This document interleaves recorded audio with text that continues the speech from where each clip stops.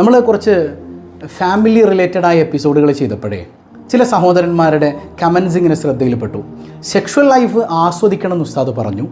അത് ജീവിതത്തിൻ്റെ മനോഹരമായ ഒരു തലത്തിലേക്ക് നമ്മുടെ ലൈഫിനെ കൊണ്ട് ചെന്നെത്തിക്കും. സെക്ഷൽ ലൈഫ് ഒരു പരിധിവരെ നമുക്കിടയിൽ പ്രശ്നങ്ങൾ ഉണ്ടാകാനുള്ള സാധ്യതയെ കുറക്കും. അതുകൊണ്ട് തന്നെ രണ്ടുപേർക്കും തൃപ്തികരമായ രീതിയിൽ ആനന്ദകരമായ രീതിയിൽ കണ്ണിനും ശരീരത്തിനും മനസ്സിനൊക്കെ സന്തോഷം കിട്ടുന്ന രീതിയിൽ സെക്സിനെ ആസ്വദിക്കണമെന്ന് പല സെക്ഷൽ ഹെൽത്ത് എപ്പിസോഡിൽ നമ്മൾ പറഞ്ഞിട്ടുണ്ട്. അപ്പോൾ ചില ആളുകൾ പറഞ്ഞു, ഉസ്താദേ, സെക്സുമായി ബന്ധപ്പെട്ട കാര്യങ്ങളിലേക്ക് ഞാൻ കടന്നു ചെല്ലുമ്പോൾ എൻ്റെ പ്രിയപ്പെട്ടവൾ അതിനോട് മുഖം തിരിക്കുന്നു, തീരെ താല്പര്യമില്ല. ചില ആളുകൾ പറഞ്ഞു, ആദ്യ രാത്രി മുതൽ ഞാൻ ട്രൈ ചെയ്യാണ്, പക്ഷേ എൻ്റെ ഭാര്യയ്ക്ക് താല്പര്യമില്ല, ഞാനതുകൊണ്ട് ഹറാമിലേക്ക് പെട്ടുപോകുമോ എന്ന് ഭയപ്പെടുന്നു എന്നൊക്കെ ചില ആളുകൾ പറഞ്ഞു. എന്തുകൊണ്ടായിരിക്കും ഇതിൻ്റെ റീസൺ നമ്മൾ ശരിക്കൊന്ന് മനസ്സിലാക്കിയാൽ ചില സൈക്കോളജിക്കൽ റീസൺസ് പറയപ്പെടുന്നുണ്ട്. ഒരു കാരണം ഇതാണ്, മനസ്സുകൊണ്ട് ഭർത്താവിനോട് ഇഷ്ടം തോന്നിയിട്ടില്ലാത്തൊരു ഭാര്യ, ഭർത്താവിന് അവർക്ക് ഇഷ്ടമല്ല, മാനസികമായൊരടുപ്പം അവർ തമ്മിൽ ഉണ്ടായിട്ടില്ല. അങ്ങനെ ഒരു അടുപ്പമില്ലാതിരിക്കെ സെക്ഷുവലായ ശാരീരികമായൊരു റിലേഷന് നമ്മൾ ചെല്ലുകയാണെങ്കിൽ ഒരിക്കലും അതിന് സമ്മതിച്ചു കൊള്ളണം എന്നില്ല. അതായത് ഒരു ഇമോഷണൽ ബോണ്ടിങ് അവിടെ ക്രിയേറ്റ് ചെയ്യാതെ വെറും ശാരീരികമായ ഇച്ഛയെ തൃപ്തിപ്പെടുത്താൻ നമ്മൾ ചെന്ന് കഴിഞ്ഞാൽ ഒരു പരിധിവരെ സ്ത്രീകൾ അതിന് സമ്മതിച്ചു കൊള്ളണം എന്നില്ല. അതാണ് ഒരു കാരണം. അപ്പം അങ്ങനെ വരുമ്പോൾ അതിനുള്ള കൗൺസിലിങ്ങും മറ്റു കാര്യങ്ങളിലേക്കൊക്കെ നമ്മൾ കടക്കേണ്ടി വരും. രണ്ടാമത്തെ ഒരു കാരണം എന്ന് പറഞ്ഞാൽ, ഈ പെൺകുട്ടിക്ക് ഇയാളെ വിവാഹം കഴിക്കാൻ ഒരു ഇൻട്രസ്റ്റ് ഉണ്ടായിരുന്നില്ല. വീട്ടുകാരൊക്കെ നിർബന്ധിച്ച് പഠനമൊക്കെ ഇടയിൽ വെച്ച് നിർബന്ധിപ്പിച്ച് കല്യാണം കഴിച്ചതാണ്. ഇങ്ങനെ ഒരു ജീവിതം കിട്ടൂല മോളെ, മോക്ക് ഇഷ്ടപ്പെട്ടില്ലെങ്കിലും സാരമില്ല എന്ന് പറഞ്ഞിട്ട് നിർബന്ധിപ്പിച്ച് കല്യാണം കഴിപ്പിച്ച ഒരാളാണ്. അങ്ങനെ ഒരാൾ ലൈംഗികമായൊരു കാര്യത്തിന് വേണ്ടിയിട്ട് തൻ്റെ അടുക്കലേക്ക് വരുമ്പോൾ എന്തോ ഒരു താല്പര്യമില്ലായ്മ ഭൂരിഭാഗം സ്ത്രീകളിലും ഉണ്ടാകാൻ സാധ്യതയേറെയാണ്. മൂന്നാമതൊരു റീസൺ എന്ന് പറയുന്നത്, കല്യാണമൊക്കെ കഴിഞ്ഞ് ഭർത്താവിൻ്റെ വീട്ടിലാണ്, പക്ഷേ വിവാഹത്തിന് മുമ്പ് ഈ പെൺകുട്ടിക്കൊരു അഫെയർ ഉണ്ടായിരുന്നു എന്ന് വെക്കുക, ഒരു പ്രണയം ഉണ്ടായിരുന്നു. പക്ഷെ കല്യാണം കഴിഞ്ഞു മറ്റൊരാളുടെ ഭാര്യയായിട്ട് പോലും ഇവർക്ക് ആ ഒരു പ്രണയം മനസ്സിൽ നിന്ന് പോകുന്നില്ല. അതായത് ഇത്രയും നാൾ ഞാൻ മനസ്സിൽ ആത്മാർത്ഥമായി കൊണ്ട് നടന്ന ഒരാളെ എൻ്റെ മനസ്സിൽ പ്രതിഷ്ഠിച്ചിട്ട് ഞാനൊരാളെ വിവാഹം കഴിച്ചു, ശരി തന്നെ, പക്ഷേ ഒരാൾക്ക് എൻ്റെ ശരീരം കൊടുക്കാൻ എനിക്ക് കഴിയുന്നില്ല എന്നൊരു തോന്നലിലേക്ക് ഒരു പെൺകുട്ടി എത്തിയാൽ അവരെ കുറ്റം പറയാൻ പറ്റില്ല. അപ്പോൾ ആ പ്രണയത്തെ ബ്രേക്ക് ചെയ്യാനുള്ള, മനസ്സിൽ നിന്ന് അതിനെ ബ്രേക്ക് ചെയ്ത് കളയാനുള്ള കാരണങ്ങളിലേക്ക് നമ്മൾ അടുക്കണം എന്നുള്ളതാണ്. അപ്പോൾ ഒരു പരിധിവരെ അങ്ങനെ മനസ്സിൽ കൊണ്ട് നടക്കുന്ന ഒരു പെൺകുട്ടിയാണെങ്കിൽ അവർക്ക് മറ്റൊരാളോടൊപ്പം സെക്സ് ചെയ്യാൻ ഒരിക്കലും കഴിഞ്ഞുകൊള്ളണമെന്നില്ല. അങ്ങനെ ചെയ്യുന്നവരുണ്ടാകാം, പക്ഷേ പുരുഷനെ പോലെയല്ല. പുരുഷന് ഒരു പരിധിവരെ അങ്ങനെ കഴിഞ്ഞേക്കാം, പക്ഷേ സ്ത്രീക്ക് അതിന് കഴിയുക എന്ന് പറയുന്നത് വളരെ വിരളമായൊരു കാര്യമാണ്. നാലാമത്തെ ഒരു കാരണം എന്ന് പറഞ്ഞാൽ ഈ ചൈൽഡ്ഹുഡ് സെക്ഷുവൽ അബ്യൂസാണ്. അങ്ങനെ അവരുടെ ചെറുപ്പകാലത്ത് സെക്ഷുവലായി അബ്യൂസ് ചെയ്യപ്പെട്ടിട്ടുണ്ടെങ്കിൽ, സെക്ഷുവലായി വല്ല പ്രയാസവും അവർക്ക് നേരിട്ടിട്ടുണ്ടെങ്കിൽ അത്തരമൊരു പേടി ആ പെൺകുട്ടിയുടെ മനസ്സിലുണ്ടാകാൻ സാധ്യതയുണ്ട്. അതുകൊണ്ട് തന്നെ സെക്സ് എന്ന് പറഞ്ഞാൽ അവരുടെ മുമ്പിൽ ഒരു ഭയമാണ്. അപ്പോൾ ഭയപ്പെടുത്തുന്ന ഒരു കാര്യത്തിലേക്ക് ഭർത്താവ് ക്ഷണിക്കുകയാണ്. ഭർത്താവിനോട് അതിരറ്റ സ്നേഹം ഉണ്ടെങ്കിലും ഈ ഒരു കാര്യത്തിന് വരുമ്പോൾ അവരുടെ മനസ്സ് വല്ലാതെ പേടിക്കും എന്നുള്ളത് ഒരു യാഥാർത്ഥ്യമാണ്. ഇനി അഞ്ചാമത്തേത്, മറ്റു ചില കാരണങ്ങൾ ഇങ്ങനെയാണ്. സെക്സ് എന്ന് പറഞ്ഞാൽ അതിൻ്റെ പേടിയാണ്. അതായത് പല കൂട്ടുകാരികളും മറ്റു ചില കഥകളൊക്കെ പറഞ്ഞു കൊടുത്തിട്ടുണ്ടാവും. ഈ ഒരു സെക്ഷൽ ലൈഫ് എന്ന് പറഞ്ഞാൽ ഭയങ്കര പെയിനാണ്, നമ്മുടെ ജീവിതം തന്നെ അങ്ങനെയാക്കും ഇങ്ങനെയാക്കും, ഭയങ്കര പ്രശ്നമാണ് എന്നൊക്കെ കരുതിയിട്ട് ഈ സെക്ഷൽ ലൈഫിനോട് വിമുഖത കാണിക്കുന്ന ചില ആളുകളുണ്ട്. അതായത് ഞാൻ മുമ്പ് ഒരു പള്ളിയിൽ ഖിദ്മ ചെയ്തിരുന്ന സമയത്ത് ഒരു ഡിവോഴ്സ് കേസ് വന്നു.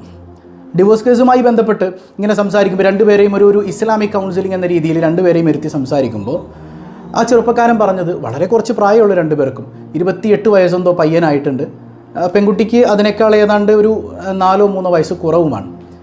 അപ്പോൾ ആ പയ്യൻ പറഞ്ഞത്, ഉസ്താദേ, ഞാൻ വിവാഹം കഴിച്ചത് എൻ്റെ ദീൻ പൂർത്തീകരിക്കാനാണ്, പക്ഷേ ഞാൻ അവൾക്ക് വേണ്ടതൊക്കെ ചെയ്തു കൊടുക്കുന്നുണ്ട്, അവളെ സ്നേഹിക്കുന്നുണ്ട്, റൊമാൻറ്റിക് ഒക്കെ എല്ലാ വിഷയത്തിലും ഞാൻ പക്കയാണെന്ന് എനിക്ക് പറയാൻ പറ്റും, കാരണം ഞാൻ അങ്ങനെയാണ് ജീവിച്ചിട്ടുള്ളത്. പക്ഷേ എനിക്കത് തിരിച്ചു കിട്ടുന്നില്ല എന്ന് പറഞ്ഞാൽ ഒരു ശാരീരികമായൊരു ദാഹം കൂടെ അടക്കേണ്ട ഉസ്താദേ, ഹറാമിലേക്ക് പോകാൻ പാടില്ലല്ലോ. അപ്പോൾ ഞാൻ സെക്ഷലായ കാര്യങ്ങൾക്ക് അവളിലേക്ക് അടുക്കുമ്പോൾ അവൾ എന്നോട് തീരെ താല്പര്യം കാണിക്കുന്നില്ല. ഉസ്താദിനറിയോ, കല്യാണം കഴിഞ്ഞിട്ട് 9 മാസമായി. കല്യാണം കഴിഞ്ഞിട്ട് 9 മാസമായി. ചിന്തിച്ചു നോക്കണം നിങ്ങൾ. അപ്പം ഡിവോഴ്സിന് വന്നിരിക്കുകയാണ്. ഇന്ന് വരെ ഞങ്ങൾ ലൈംഗിക ബന്ധം ആസ്വദിച്ചിട്ടില്ല. അപ്പോൾ ഞാൻ ആ പെൺകുട്ടിയും കൂടെ വിളിപ്പിച്ചു, അവനെയും കൂടെ ഇരുത്തി ഞാൻ സംസാരിക്കുമ്പോൾ ഞാൻ ചോദിച്ചു, മോനെ, ഇവൻ മോൾക്ക് വല്ല കുറവും വെച്ചിട്ടുണ്ടോ? ഇല്ല. കാര്യങ്ങളൊക്കെ സംസാരിച്ചതിന് ശേഷം കേട്ടോ. അപ്പോൾ എങ്ങനെയാണ് ഇവൻ? നല്ല സ്നേഹമാണ്, ചോദിക്കുന്നതൊക്കെ വാങ്ങിത്തരും. മോന് ഡിവോഴ്സ് വേണോ? ഒന്നും പറയുന്നില്ല കുട്ടി. മിണ്ടാൻ പറ്റണില്ല. അപ്പോൾ ഞാൻ ആ കുഞ്ഞിനോട് ചോദിച്ചു, എന്തുകൊണ്ടാണ് ഈ പറയുന്ന ഭർത്താവ് പറഞ്ഞ വിഷയത്തിൽ മോൻ ഇൻട്രസ്റ്റ് ഇല്ലാത്തത്? അപ്പോൾ ആ കുട്ടി ഇങ്ങനെ പറഞ്ഞു, എൻ്റെ ഫ്രണ്ട്സ് എന്നെ പഠിപ്പിച്ചിരുന്ന ചില കാര്യങ്ങൾ, ഞാൻ വായിച്ച ചില കഥകൾ, ഇതൊക്കെ എൻ്റെ മനസ്സിലേക്ക് കൊണ്ടുതന്നത് ഈ സെക്സ് എന്ന് പറയുന്നത് ഭയങ്കര പേടിപ്പെടുത്തുന്ന, ഭയങ്കര വേദനാജനകമായൊരു കാര്യമാണ്. അതുകൊണ്ട് തന്നെ എനിക്ക് ഭയങ്കര പേടിയാണ്. ഇപ്പോഴും പല കുട്ടികളും ഈ ഒരു പേടി മനസ്സിൽ കൊണ്ടുവന്നിട്ട് അവർക്ക് സെക്ഷൽ ലൈഫ് ആസ്വദിക്കാൻ കഴിഞ്ഞിട്ടില്ല. ജീവിതം അതുകൊണ്ട് തന്നെ താറുമാറായി പോയിട്ടുണ്ട്. അപ്പോൾ ഇവിടെ യഥാർത്ഥത്തിൽ ഒരു പ്രീമാരിറ്റൽ കൗൺസിലിംഗ് അവർക്ക് കൊടുത്തിരുന്നുവെങ്കിൽ ഒരു പരിധിവരെ ഈ പ്രശ്നത്തിൽ നിന്ന് അവർക്ക് പുറത്തു കടക്കാൻ സാധിച്ചേനെ. ഞാനെപ്പോഴും മഹല്ലുകളിൽ പോകുമ്പോൾ അവരോട് ഉപദേശിക്കാറുണ്ട്, തീർച്ചയായും ഇന്ന് എത്ര ഡിവോഴ്സ് കേസാണ് വരുന്നതെന്നറിയോ? ജീവിതത്തെ എങ്ങനെ കാണണമെന്നറിയില്ല, ലൈഫിനെ എങ്ങനെ ആസ്വദിക്കണം എന്നറിയില്ല, ലൈഫിനെങ്ങനെ പ്രതിസന്ധികളെ തരണം ചെയ്യണമെന്നറിയില്ല. ഒരു പരിധിവരെ ഇത് നമ്മുടെ ക്രിസ്ത്യൻ കുടുംബങ്ങളിലൊക്കെ പള്ളിയിൽ അവർക്ക് കൃത്യമായി കൗൺസിലിങ്ങിന് ശേഷമാണ് വിവാഹം തന്നെ നടത്തി കൊടുക്കാമെന്നാണ്. ശരിക്കും മഹല്ലുകൾ മുന്നിട്ടിറങ്ങി ഒരു കല്യാണം വരുമ്പോൾ കുട്ടികൾക്ക് കൃത്യമായി, ഇപ്പോൾ പയ്യൻ്റെ മഹല്ലിലാണെങ്കിൽ അവിടെ, പെണ്ണിൻ്റെ മഹല്ലിൽ ഇവിടെ കൃത്യമായി കൗൺസിലിംഗ് പ്രീമാരിറ്റലായിട്ട് കൊടുക്കണം, വിവാഹത്തിന് മുമ്പ് കൊടുക്കണം. ഇനി ഒരു പ്രശ്നം വരുമ്പോൾ പോസ്റ്റ് മാരിറ്റൽ കല്യാണത്തിന് ശേഷമാണ് അങ്ങനെ ഒരു അവസ്ഥ ഉണ്ടായതെങ്കിൽ കൃത്യമായി പ്രീമാരിറ്റൽ അറ്റൻഡ് ചെയ്ത ആളുകൾക്ക് വിവാഹശേഷം ഒരു കൗൺസിലിംഗ് ആവശ്യമാണെങ്കിൽ മഹല്ലുകൾ കൊടുക്കണം. ഇന്ന് മഹല്ലുകൾക്ക് എവിടെ നേരം? മഹല്ലുകൾക്ക് ഇതിനൊന്നും നേരമില്ല. ആകെ വരിസംഖ്യ പിരിക്കാനല്ലാതെ അതിൽ കവിഞ്ഞ ഒരു പരിപാടിക്കും മഹല്ലില്ല. ഇതൊക്കെ മഹല്ലുകൾ ചെയ്യണം. പിന്നെ ആരത് ചെയ്യണം സഹോദരങ്ങളെ? അപ്പോൾ മഹല്ലുകൾക്ക് ഇതിൽ വലിയ ഉത്തരവാദിത്തമുണ്ട്. അപ്പോൾ ഒരു പരിധിവരെ സെക്സിനോട് ഇൻട്രസ്റ്റ് ഇല്ലാത്തത് ഈ ഒരു പേടി നിമിത്തമാകാം. മറ്റൊന്ന് ആറാമത്തേത് ഫിയർ അബൌട്ട് പ്രഗ്നൻസിയാണ്. അവരും കേട്ട ചില കാര്യങ്ങൾ, ഈ ഡെലിവറി സമയത്ത് ഭയങ്കര വേദനയായിരിക്കും, അതുകൊണ്ട് ഞാൻ പ്രഗ്നൻ്റ് ആവുമെന്ന് പേടിച്ചിട്ട് സെക്ഷലായൊരു താല്പര്യം കടന്നു വരാതെ സെക്സ് എന്ന് പറഞ്ഞാൽ ഒരു ഭീതിജനകമായ കാര്യമായി അവരെ ഭയപ്പെടുത്തുന്നു എന്നുള്ളത് മറ്റൊന്നാണ്. പിന്നൊരു പ്രധാനപ്പെട്ട വിഷയം, അത് ജീവിതം തുടങ്ങി സെക്സൊക്കെ നടന്നിട്ടുണ്ടാകും, പക്ഷേ പിന്നീട് സെക്സിനോട് താല്പര്യമില്ലാതായി പോയത് ഒരു പരിധിവരെ ചില സഹോദരിമാരുടെ കമൻസ് വായിച്ചപ്പോൾ അത് മനസ്സിലാക്കാൻ കഴിഞ്ഞത് ഇങ്ങനെ തന്നെയാണ്. അതായത് സെക്സിന് മാത്രം മതി മൂപ്പർക്ക് എന്നെ, ജീവിതം തുടങ്ങി എന്നോടൊന്ന് ചിരിക്കില്ല, എന്നോടൊപ്പം ഒന്ന് ഇരിക്കില്ല, ഭക്ഷണം കഴിക്കാൻ നേരത്ത് പോലും എൻ്റെ മുഖത്തേക്ക് നോക്കില്ല, ഫുൾ ടൈം ഫോണിലാണ്, സ്നേഹത്തോട് റൊമാൻറ്റിക്കായ ഒരു സംസാരം പോലുമില്ല, പക്ഷേ സെക്സുമായി ബന്ധപ്പെട്ട കാര്യത്തിന് ഓടി വരും, ആ സമയത്ത് ചിരിക്കും. ഇപ്പം ഞാൻ മനസ്സിലാക്കി എന്നെ അയാൾക്ക് സെക്സിന് വേണ്ടി മതി. ഇപ്പം എനിക്ക് മെൻസ്ട്രൽ പീരീഡ് ആയിക്കഴിഞ്ഞാൽ, മെൻസസ് ആയിക്കഴിഞ്ഞാൽ പിന്നെ എന്നെ തിരിഞ്ഞു പോലും നോക്കൂല. അപ്പം ഇങ്ങനെ ഒരാളോട് ഞാൻ എന്തിന് സെക്സ് ചെയ്യണം, എനിക്ക് താല്പര്യമില്ലാതായിപ്പോയി, ഇപ്പോൾ സെക്സ് എന്ന് കേട്ടാൽ തന്നെ വെറുപ്പാണ് എന്ന് കമൻറ്റ് ചെയ്ത എത്ര സഹോദരിമാരുണ്ട്. അപ്പോൾ ഒരു കാരണം ഇതുമാകാൻ സാധ്യതയുണ്ട്. ഇവിടെ എന്താ വേണ്ടത്? ഇതുമല്ലാത്ത പ്രശ്നങ്ങളൊക്കെ ഉണ്ട് കേട്ടോ. അപ്പോൾ ഇത്തരം ഈ ഒരു സെക്ഷലായൊരു കാര്യത്തിന് ഭാര്യ സമ്മതിക്കുന്നില്ല എന്ന് പറഞ്ഞത് വെറുതെ സമ്മതിക്കാതിരിക്കില്ല, എന്തോ ഒരു റീസൺ അവിടെ ഉണ്ട്. അപ്പോൾ പരസ്പരം സെക്ഷലായ വിഷയങ്ങൾ ഭാര്യയും ഭർത്താവും തുറന്ന് സംസാരിക്കാൻ സമയം കണ്ടെത്തണം. രണ്ടുപേരും തുറന്ന് സംസാരിക്കാം. എന്താണ് എൻ്റെ മോളുടെ പ്രശ്നം? അപ്പോൾ എന്ത് പ്രശ്നമാണെന്ന് മനസ്സിലാക്കിയിട്ട് അതിന് കൃത്യമായ ചികിത്സ കൊടുക്കണം. ഇന്ന് എത്ര സൈക്കോളജിസ്റ്റുകളുണ്ട്, മുക്കിലും മൂലയിലും ഇന്ന് സൈക്കോളജിസ്റ്റുകളാണ്. അങ്ങനെ കാണുന്നിടത്തൊക്കെ പോകാതെ നമ്മുടെ പ്രശ്നം തീർത്തു തരുമെന്ന് ഉറപ്പുള്ള ഒരു സൈക്കോളജിസ്റ്റിനെ കണ്ടുപിടിച്ചിട്ട് കൃത്യമായ കൗൺസിലിങ്ങിലൂടെ ഭാര്യയുടെ മനസ്സ് മാറ്റിയെടുത്ത് മനോഹരമായ ഒരു ജീവിതം ആസ്വദിക്കാൻ നിങ്ങൾക്ക് കഴിയണം. അപ്പോൾ തുറന്നുള്ള സംസാരം ഈ സെക്ഷൽ ലൈഫ് മാത്രമല്ല, നമ്മുടെ ജീവിതം തന്നെ മനോഹരമാക്കാൻ വളരെ അത്യാവശ്യമാണ് തുറന്ന് സംസാരിക്കുക എന്ന് പറയുന്നത്. പക്ഷെ എത്ര പേര് തുറന്ന് സംസാരിക്കുന്നുണ്ട്?